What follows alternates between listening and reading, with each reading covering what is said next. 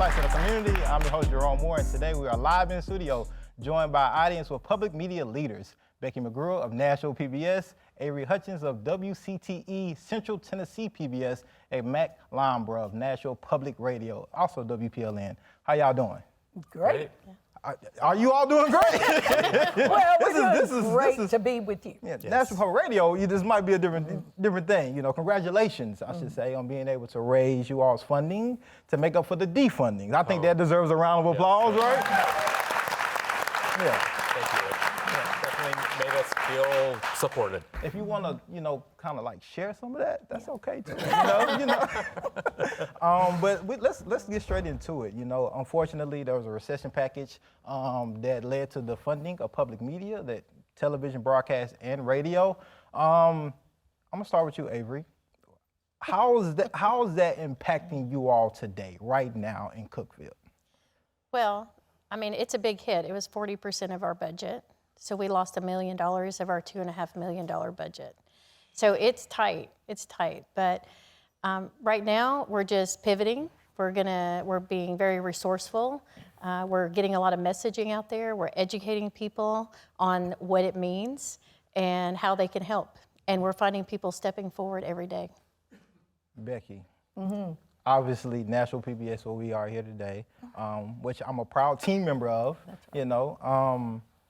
What is Nashville PBS doing, and how are we being affected right here in Nashville? Well, it is, what the Corporation for Public Broadcasting is shutting down, and that is very much an infrastructure for all of us in order to be able to facilitate those federal funds. But with the federal funds rescinded, for us, it's 20% of our budget, which is $1.3 million. And that is a significant blow. And the thing that for all of us that was critical and is critical is it happened immediately. Yeah. We had funding approved for 2 years. That was rescinded, and the clock started ticking immediately. And so we are very actively engaged in asking our viewers to step up and help, and we're getting a wonderful response. But I think it's really important to understand that funding is essential, foundational, and infrastructure funding for every public media station. And it is, while it seems like it would help with the budget, and we all want the federal deficit reduced. So that's not part of it. Right. We just know that funding was essential to our infrastructure and us being able to serve the public. Yeah, well, that $1.60 really helped the deficit. It is $1.60 per citizen annually, yeah, which was 1/100% of the federal budget before this current budget, right. And the deficit is still there, and that was for all radio and TV. Right, and so Mac, this is kind of like a different, I guess, pivot question, since you all have been able to fundraise to kind of cover this year's budget when it comes to the... Well, I wouldn't say that Break it down, yeah. Because we've got a lot left in this year's budget. Mm-hmm. We do have, for us, it was about $400,000 was our annual appropriation from the CPB, and amazingly, we went on the air, and in 3 days, we heard from a lot of people, and we crossed the $400,000 mark after 3 days, which is our most successful fundraising campaign that we've ever had. Wow. And then, thank you. And even when we went off the air, it just sort of kept coming in. And, like I said, we have a $7.5 million budget, and there is a lot of we'll have to raise for the rest of the year. But I feel like the takeaway for us is just that we know people want us to exist, and we feel their support. So it's put some wind in our sails, for sure. And so I'm coming back to you, Avery. Okay. Cookeville is a little smaller than Nashville. Yes. All right.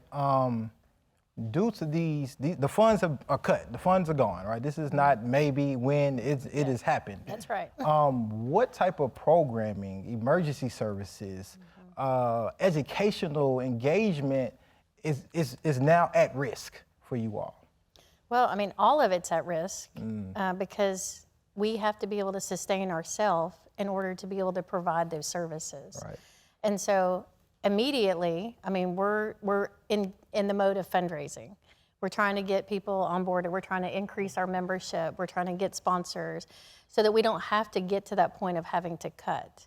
But we have cut back on some of our, like a members magazine. We've had to cut back on some little things. We've reduced some things that we do in the office just to be conservative in spending, so that when we do spend, it's for very meaningful things like content, education, engagement. But we have about 6 months that we're going to be able to do this. And if we don't see a significant improvement or an increase or our ability to raise bigger dollars, it's going to get a little leaner after that. So the beginning of 2026. Yeah.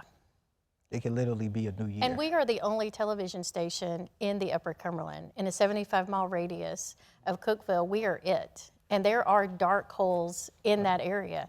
They don't have cell service. They don't have fiber. They're not getting any other source of communication other than WCTE.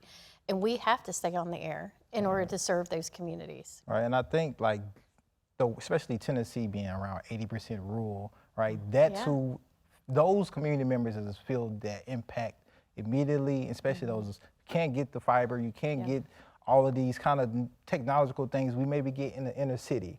And so it's heartbreaking because it's like, who didn't benefit or who doesn't benefit, who doesn't gain from PBS in general, from education, from youth, from an educator teaching youth, or as an adult. The emergency alerts are so important. I mean, if you're isolated in a rural part of Tennessee and you need to know what the weather is going to be, or an Amber Alert, or where the tornado might be, you turn on your television. Well, if you turn it on and it's dark, like, where are you going to get your information? Right. And so when I think about our mission and the work we're there to do, it is to serve those people.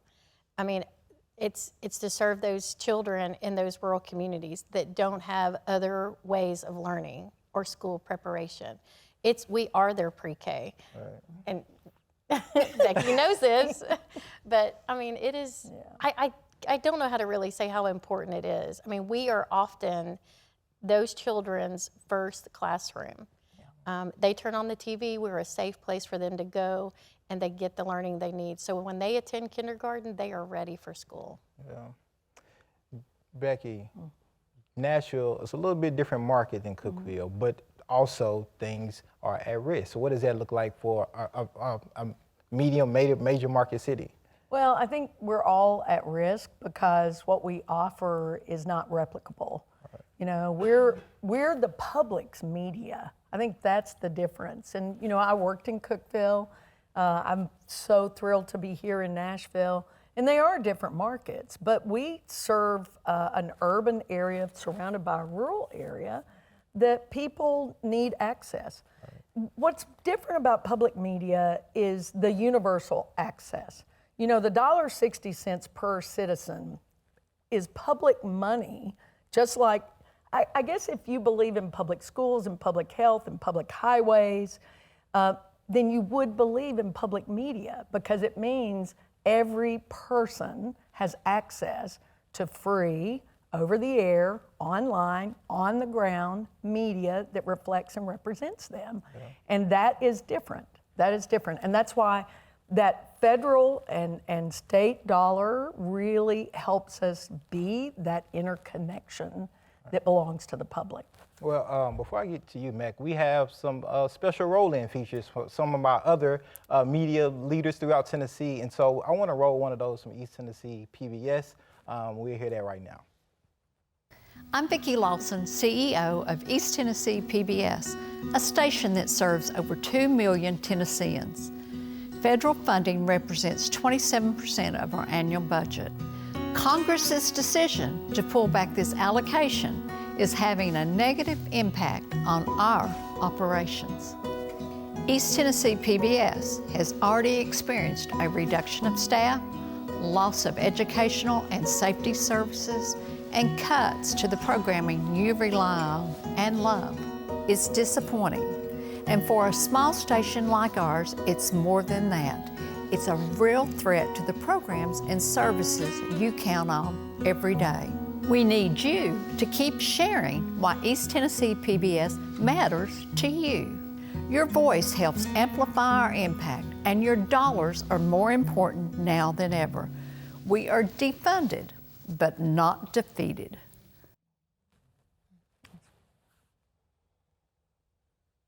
Defunded, not defeated, right? I think that definitely tells the story of where we are right now, right? PBS is not gone, right? And I think that's clear to state many times over and over tonight. Mack, can you break down for us how you all was able to explore or going to continue to explore different ways to combat the loss, the deficit of funding? And also, like, I want you to also paint that radio lens too, because we have broadcast and radio, so like get specific as possible too. So we get into a little deeper so people can really understand too how NPR and PBS work together. Yes, and I do want to emphasize that you said. It is very much an ecosystem, and what Becky said about universal access is such a core pillar of public media that it is really difficult for us to even think of ourselves outside of that. We are part of, sometimes we're all these kind of independent stations that even bicker sometimes because we're an independent-minded group, and not everyone realizes that it's not this sort of monolithic thing where NPR and PBS kind of own these stations, and it really is all of these independent stations that are working hopefully together, and I think we'll be working together more than ever going forward. It has always been the case in the 22 years that I've been in public radio that our largest source of support was membership. That is certainly a little bit more the case today than it was a few weeks ago. And we also believe that membership will be the core of our business model going forward. I mean, it is literally our members that we are beholden to. We are a community licensed service for them. So, I think that we will do a lot of rethinking things and how we, approach the way that we communicate about our situation and speak with our members. But I think there's something fundamental that just doesn't change here, and that is the mission to be for everyone and to be supported by our members.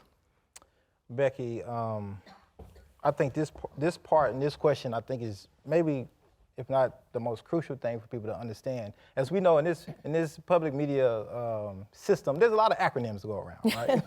PBS, WPLN, it's a lot, right? I can't keep up with all of them. But CPB is one of those main acronyms, Corporation for Public Broadcasting.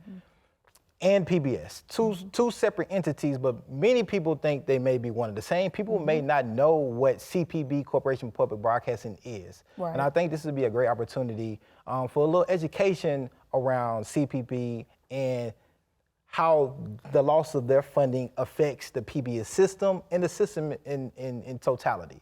And so I'll give you an opportunity to because I think you do a really good job of breaking that down. That's what I learned from. You've been my teacher. So thank you. Yeah, so if you can break that down to us as simple as possible. Well, and we're all about education, so this is perfect. I think that's been a big misunderstanding when the Corporation for Public Broadcasting announced that they would be winding down and shutting down. There was a big misunderstanding that meant PBS or it meant NPR. What it means is back in the early days of '69, President Johnson really, after a study, worked to create the Public Broadcasting Act. And the Public Broadcasting Act meant to turn the vast wasteland into an opportunity of education and utilizing television and radio to enhance our lives as American citizens.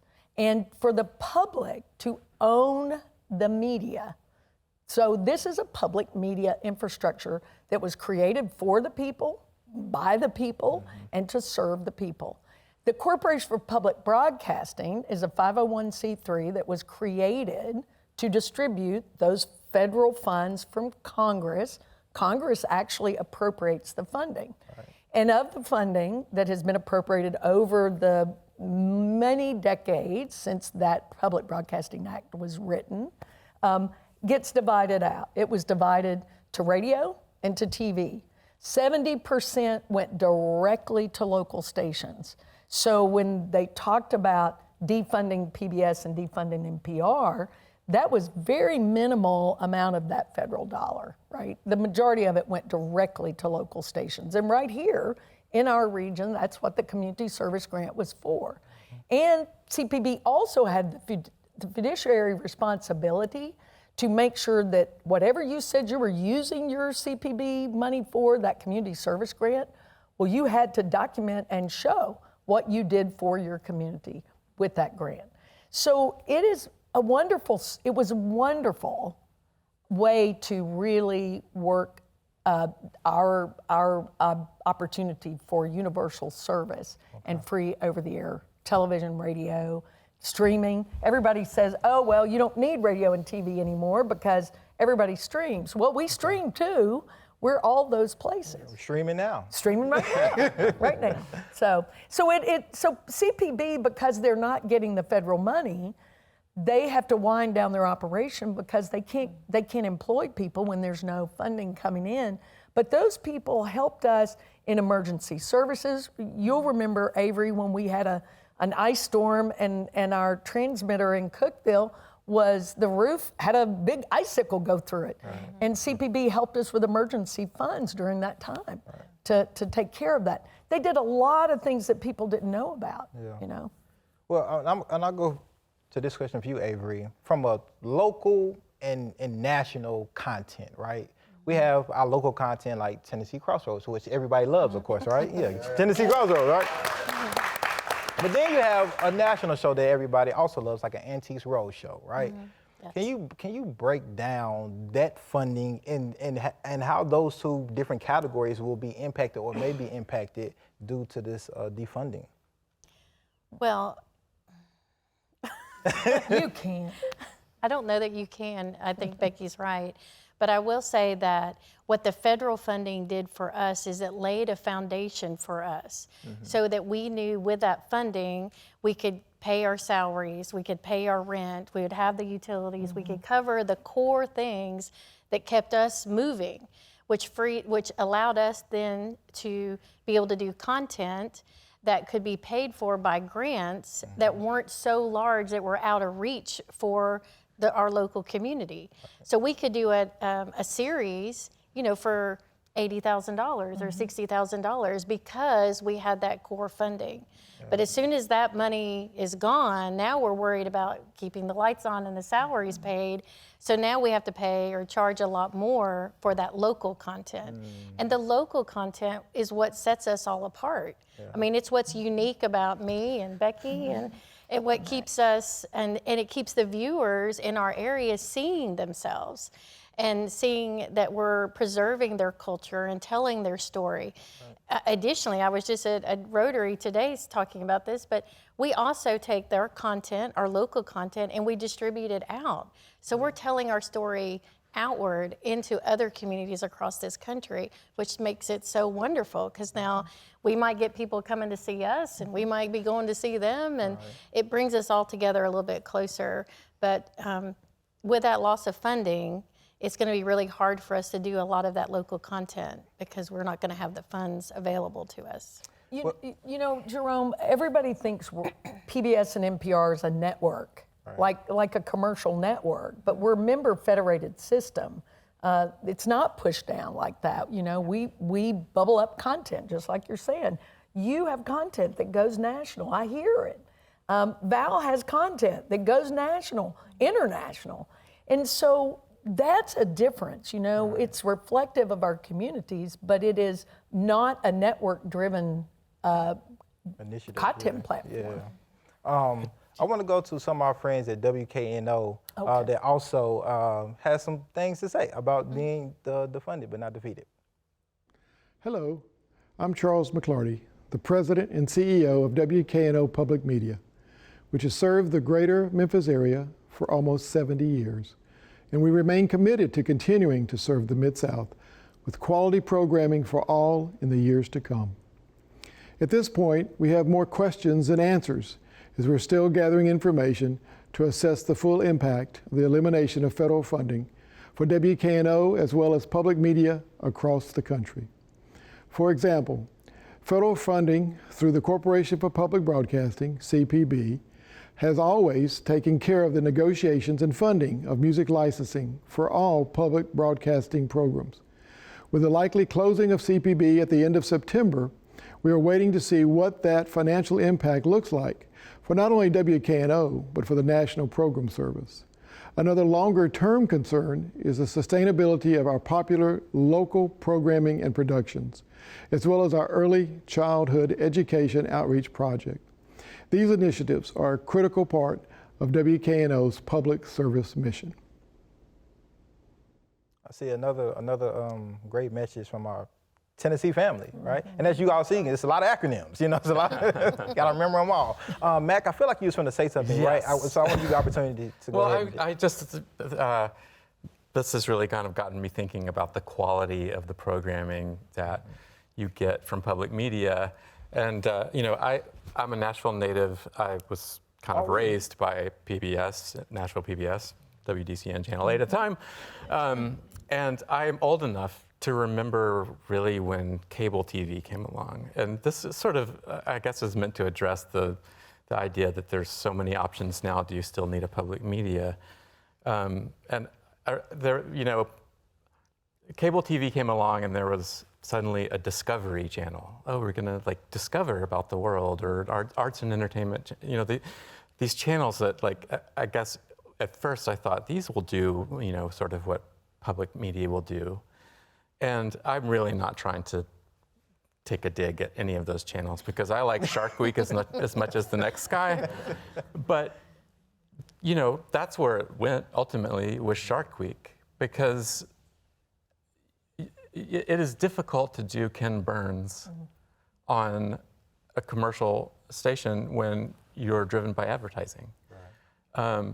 There is just something fundamental to our mission that being a nonprofit and being publicly funded in part, being a public-private, a public and private partnership, which I think is a very efficient one. We've managed to raise most of our money ourselves, but I think it enables us to do something that you just would make different decisions if you were just driven by commercial concerns, and I feel like that's a really important thing that we have to hold on to. Yeah. I'm curious, what have you all been hearing at Nashville Public Radio from your listeners about the defunding? I'm just curious, because you all was able to go on that 3-day fundraising and then still receive fundraising after that. I'm just curious of like some of the messaging that you can share from those listeners. Well, it was, to be honest, it was an emotional experience to read them. I mean, when we would be, you can cry, Mack. It's okay. there was tears are definitely some appreciated. crying going on in it the is a studio brave space for tears during our fund drive. We have an investigative reporter named Paige Flager, and she was on the air when we, with another reporter, Justin Barney, in the afternoon when we crossed the $400,000 mark and we reached the goal. And Paige was talking about a conversation that she'd had with her sister who had just been to see the new Superman movie, and was saying, when Superman was created, he was a journalist. A journalist was a hero in our society. And I feel like there have been moments where some of our journalists have felt a little bit under siege of late. Yeah. And I know that's happening across the whole spectrum of journalism. And what our audience gave us was just a very clear message that they value the work that we do. Yeah. And I feel like that meant a lot to all of us. Yeah. Yeah. Well, What is That's it? just great.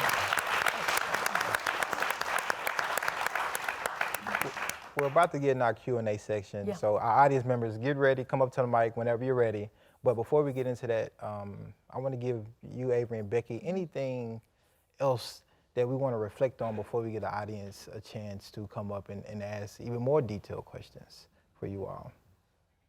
Well, I mean, there is power in numbers, and we are a trusted source for a lot of people. And we have to remember that. We can't get down or feel like we've been defeated. And we need to lean into the good that we do and remember why we're here. We are here to serve the community and our viewers and everybody, no matter who they are, where they live, what their paycheck is, whatever, we are here to provide them a service. And I think we have to lean into that message and just keep talking about that work. And I think as long as we stay true to ourselves and we keep talking, we are going to see the light at the end of this tunnel. And we might even come out bigger, stronger, and mightier at the end of this, which is what I'm banking on. Because I don't see us going anywhere. I like that.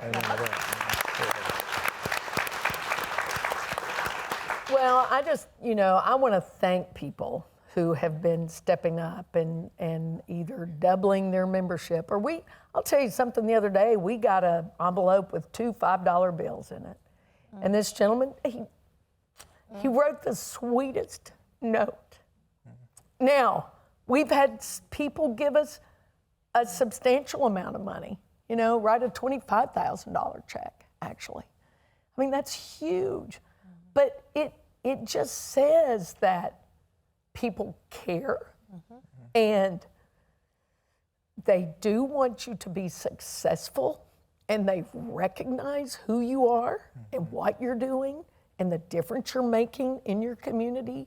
And that's what we're all about. That's what every station, not just in Tennessee, but in the country, that's what we're about. And so for me, I really am so grateful. I'm so grateful for our team here, but I'm so grateful to the audience and to our board and our community advisory board and to our colleagues. One thing that will come out of this, we'll work better together. I know that. I know we're going to be stronger together. We're going to find things we'll do together. This is an example, right? Yeah. And so this is just the beginning of that. And we want to answer questions. People, there's nothing wrong with them asking, why should you get my taxpayer dollar? There's nothing wrong with that. I think we are good stewards of that private and public money, and we combine them for the good of the people. So thank you, thank you, thank you.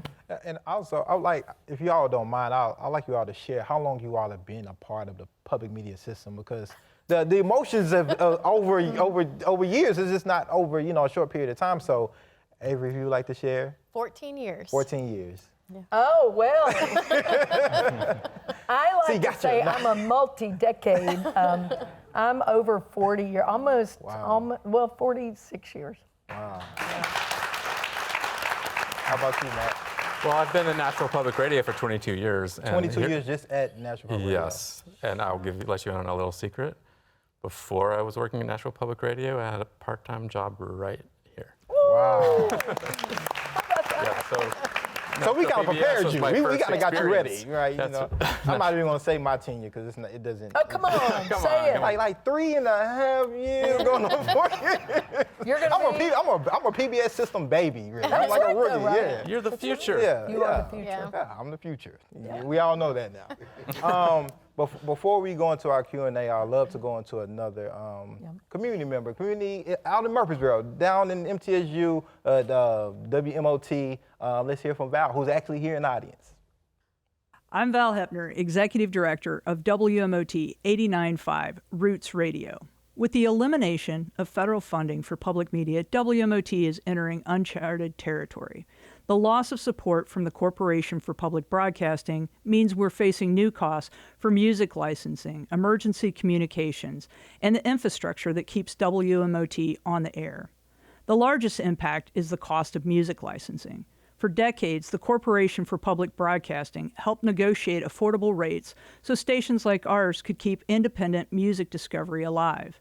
Now WMOT must raise hundreds of thousands of dollars to cover music rights and performance fees to keep the music playing and to continue to engage our community at live music events. WMOT is known for music, but we're also part of Middle Tennessee's emergency communications system. Public radio plays a crucial role in times of crisis. National polls show that nearly 3/4 of Americans, no matter their political views, rely on public radio for emergency alerts and safety information. WMOT is proud to serve that role in our community. Public radio was created to do things commercial broadcasters couldn't or wouldn't. WMOT, with its 100,000-watt signal, serves 40 counties in Middle Tennessee, providing unique Americana music programming found nowhere else on the radio dial. The loss of funding doesn't just impact our listeners. WMOT is part of the music ecosystem, which supports Nashville artists, record labels, independent venues, and others in the music community. And Val is here. Thank you, Val. WMOT is in the building. And so we have our first question of the night to our guests. And if there's any particular person you would like to answer the question, if you can identify them, that'd be great. Thank you so much. And thank you for the opportunity to ask this question. As a person who grew up on public media, public television, and public radio, the recent cuts have certainly cut deep for members of my community and the folks who live here in Nashville. As a community organizer, I see the opportunity for us to do a lot of community education around both what public media does and the ways in which it helps our community. Could you talk a little bit about what your role is in helping to make sure that members of the community can have their voices amplified and their concerns addressed as it relates to these recent cuts, but also what can community members do who want to support and invest in public media going forward? What does that look like? I think that's a question all three of y'all can answer. And we can start with you first, Matt. Well, I guess the first thought that comes to my mind is that community is at the center of everything that we do, and that we consider it our job to help build community, to strengthen the community that we serve, to make our community more informed, to make our community have a deeper understanding of itself. And so I would say that is more important to us now than it ever has been. Obviously, we will rely on the support of that community going forward financially, but we only deserve it as we serve it as well as we serve our community. And so I think that you'll just see us putting our audience first, our listeners first, as we always do, and we'll really be doubling down on that. And then there's a lot of trust.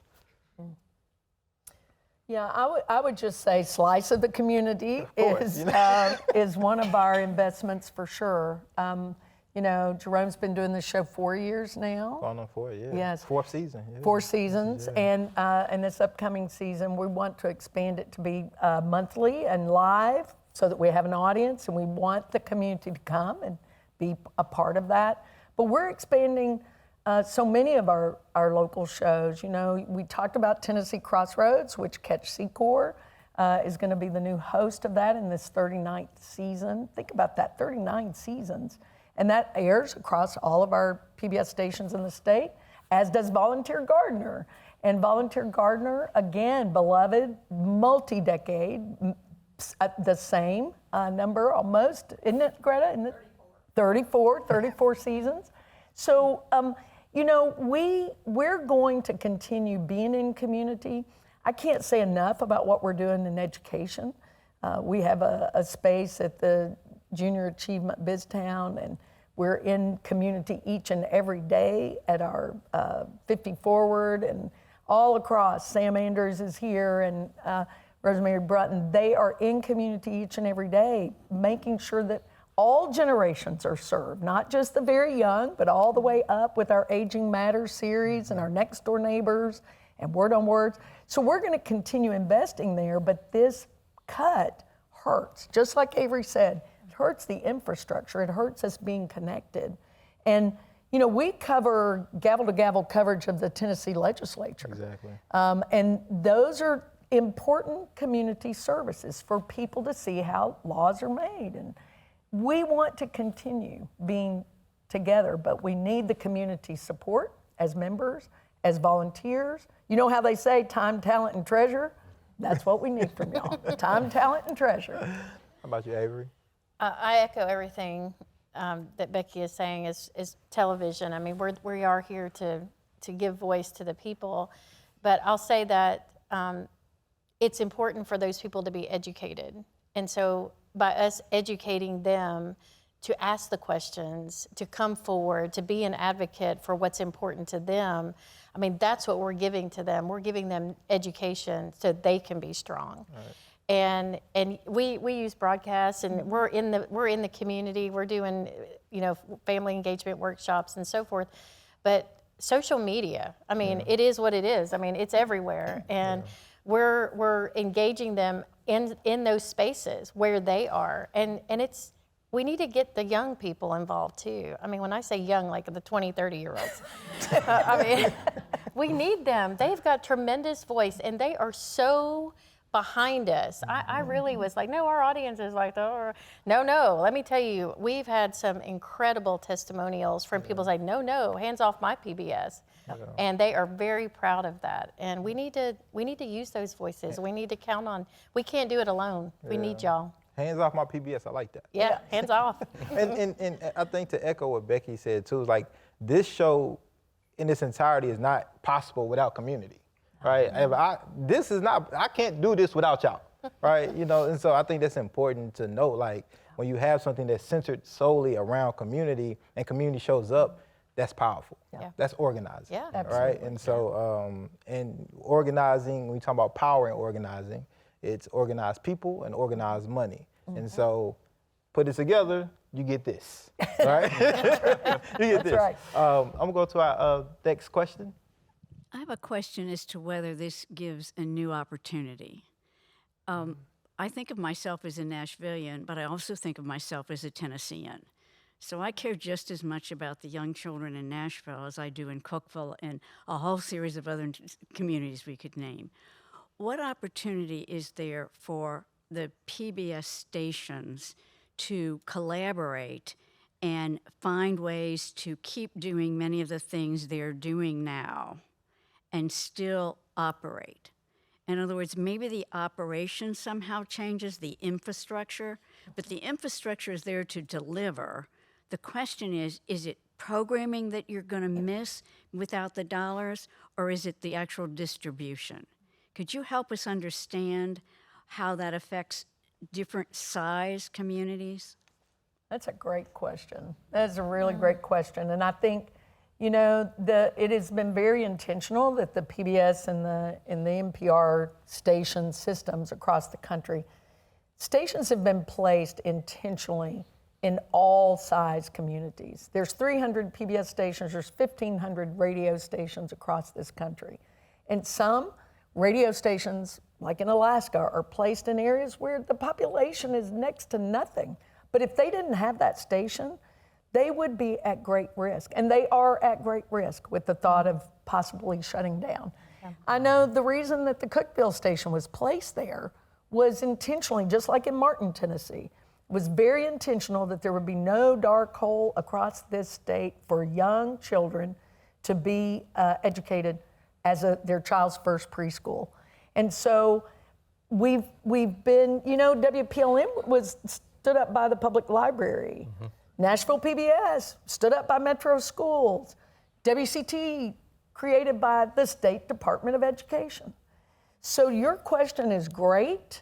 And in today's technology, can we build on shared systems, shared back-end operations? Very possibly.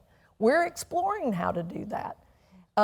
We want to be efficient with all dollars. We're publicly funded no matter how you play it. And so what we want to do is make the best use of that and then continue to be able to serve in person and with content, as well as the kind of content you expect, right, from radio and TV together. So we're going to explore that. We don't have all the answers yet, I don't think, right? I don't think so. Avery's got one. I've got them all. No, I'm just kidding. We hear in the system, and we are going to have to pivot. We know that. We know that this is our opportunity to adapt and change and get stronger, or we're not going to survive. And there may be stations in this country that aren't going to make it. And we know that. We know people at stations. And there might be mergers, there might be, some joint master controls, there might be shared resources, and that's okay, because we're still going to be in our communities, and that's the most important part, is that we're there serving those people, giving them the signal and the broadcast and the storytelling that we offer them. So. And we're still going to be PBS and NPR and public radio and your stations. Yeah. Mack, did you have anything to add to that, or? Well, I'm curious if we'll see some partnerships start to emerge across states and regions. I mean, we were already, before this happened, we started participating in a regional newsroom called the Appalachian Mid-South Newsroom, where we are partnered with other stations in Tennessee, Kentucky, and West Virginia to kind of pool resources for regional reporting. And I kind of wonder if you'll see kind of groups like that start to sort of grow in strength and sort of take on more responsibilities with each other. But I also, just to echo Becky, I think in all of those decisions, keeping the focus on our service for the local community will be key. I mean, I can imagine, there are already sort of statewide networks that exist in public radio, where there's sort of like one sort of centralized business structure, but then you have local reporters scattered throughout the state. And I wouldn't be surprised if we see more of that kind of thing. I'll add to you that we're also looking at partners within our communities. So it may not be another public station, but it might be our hospital or our school, or, I mean, there's just a variety of things. I know that's what we're looking at too, is like, where can we partner and be stronger together? We have one more great roll-in from our good friends in Chattanooga, so we'll roll that and go back to our Q&A. I'm Bob Colkeen, President and CEO of WTCI PBS. These funds were approved and appropriated by Congress until the recession. This created an immediate funding shortage for the system and stations. The forward funding model allowed for strategic transitional activities just in case we were to lose federal funds. The immediate loss of funds impacts everyone in the system without a period to smoothly transition our operations. WTCI is working with community connectors to secure support over and above our regular fundraising activities. Our total goal for FY26 is $1.5 million. Without these funds, our local programs, educational engagement activities, and station community events will be reduced or eliminated. PBS is successful and trusted because of the quality and depth of our national programs and the commitment from 330 plus PBS member stations to serve communities across America. The Tennessee stations are focused on serving everyone in our state, and with your support, you will help us live our mission. So if anybody got $1.5 million just laying around, let us know. We'll put it to good use. Yeah, we can put it to good use. Let's go Or back two to our $5 Q&A. bills. Yeah, our two $5 bills. Hi, I'm Michael Morgan, and I'm from Nashville, Tennessee.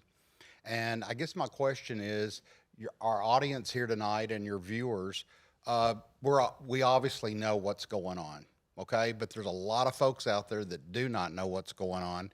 You've already said you needed our help. What I'm asking for is help us to tell people, what are we supposed to say? How are we supposed to help you? I mean, we're willing to help, but other than just in a conversation, are there other ways for us to reach out to the community and let other people know? Oh, I didn't know. A lot of people would probably say they didn't know that you'd lost your funding. So how do we get that out there? The most immediate thing you all can do is share this episode, right? Because it's gonna go live like right after this, right? So that's the immediate thing. You can go on, you can tell people to download the PBS app, or they can go to our YouTube channel and they can literally watch and learn and be educated immediately right after this, right? But that's an immediate thing for sure right now. Yeah, and I think the main thing is just be our ambassador. People think that they don't understand, they don't really understand the need for the funding and then what we do with the funding. So I think anything you can share that helps people understand who we are and what our roles are and why this funding was important, but also what we can do collectively for each of us to serve. So great idea. And the PBS app is free. So download the PBS app and you can watch all the content. There you go. Thank you. Thank you. And thanks for volunteering, by the way. Good evening. My name is Steve Fisher. I don't have a question. I just want to say I appreciate all three of your platforms. NPR, PBS, Slice of the Community, engaging. I've learned a lot from PBS, watching TV from nature to the cooking shows to This Old House, all of that. I enjoy my Saturdays with PBS. I enjoy coming once a month to see what you have to say and what your platform is. Thank you. Appreciate it. I think PBS, NPR, we're going to be okay. We'll get through this. We're going to be okay. Thank you. Thank you.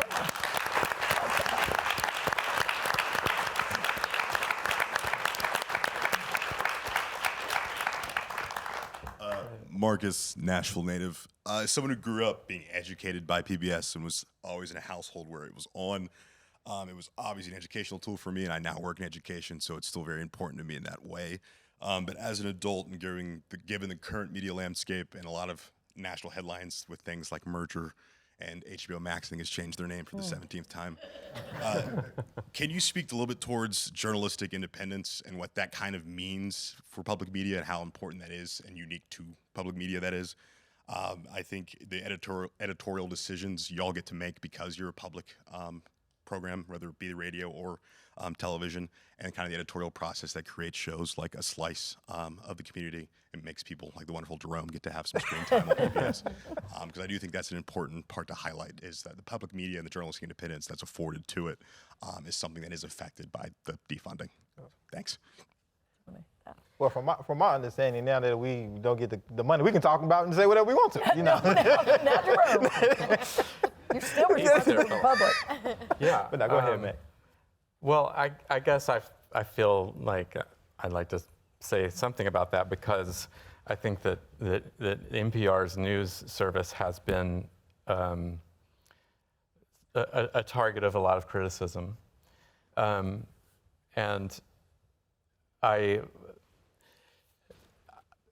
having been inside the system for as long as I have, I just want to assure everyone that I have seen the integrity that exists in the newsroom, both the local newsroom for WPLN and at NPR. I was at an NPR fly-in meeting this spring, and this was all being discussed. They hear the criticism, and there's definitely self-reflection. There's always self-reflection. There had sort of gone through a process where they had added a new layer of editorial oversight to the newsroom to sort of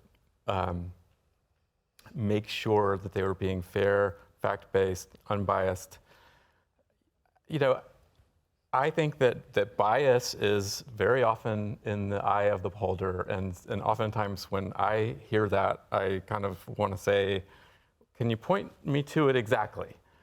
Where exactly did you hear the bias? And sometimes that becomes a really difficult thing to say. But it is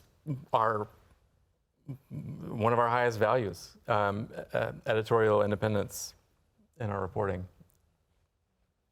Yeah, I think we adhere to the PBS editorial standards. You know, we are very strict about editorial integrity and making sure that, you know, funders are not influencing the content.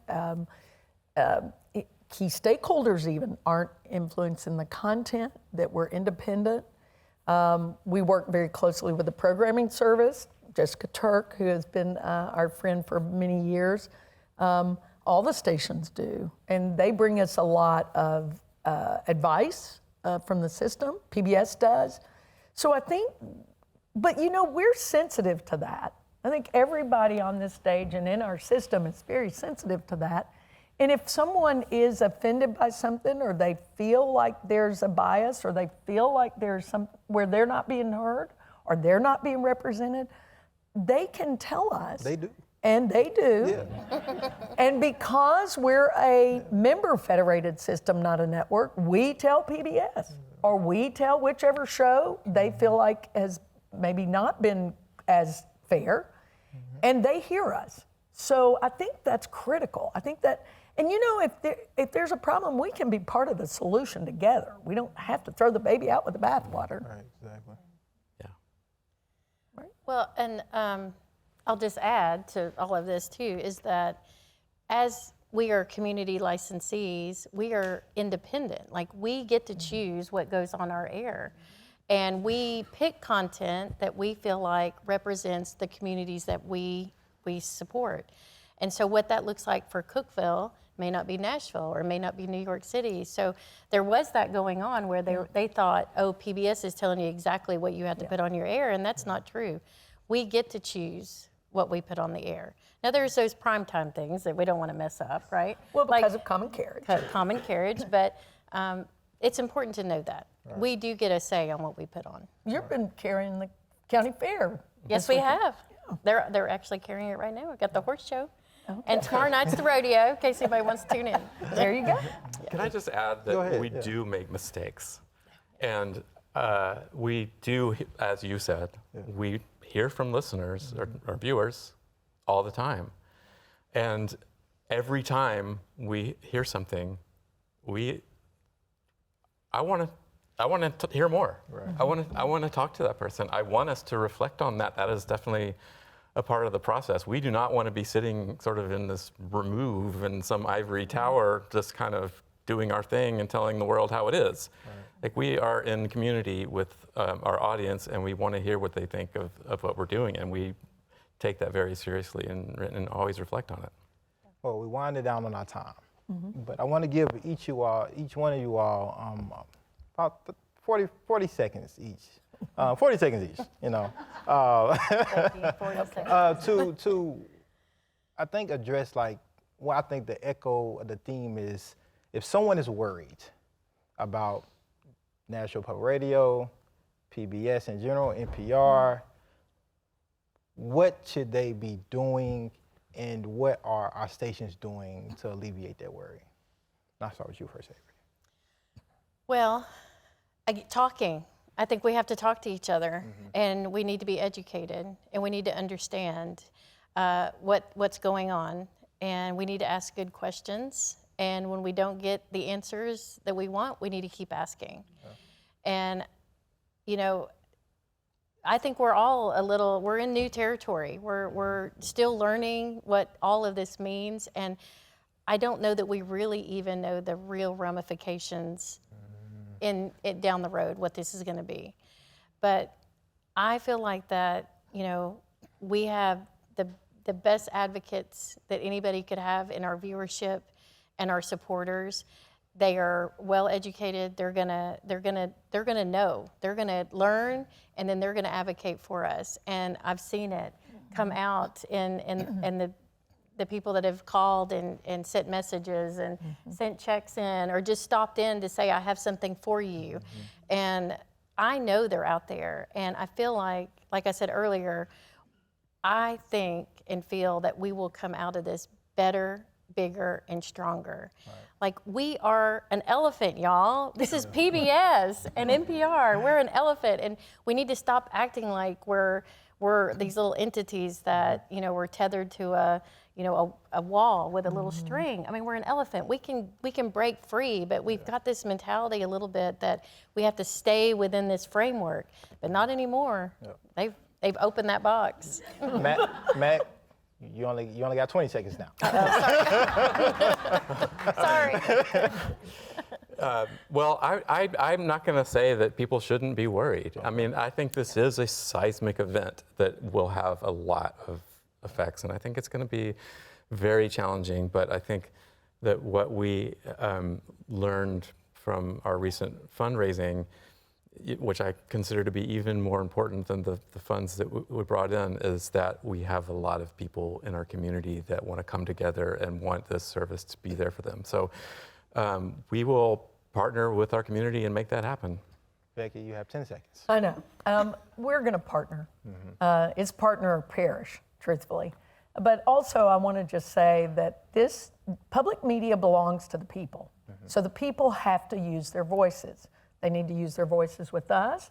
They need to use their voices with their elected leaders, because this is an infrastructure that should be maintained and protected and preserved locally, statewide, and nationally. And I hope that folks will let that be known. Well, let's give them a round of applause. And thank you all for watching another episode of Talk Community. If you'd like to watch more, please download the PBS app and check out our YouTube channel at youtube.com/@Nashville PBS. Thank you.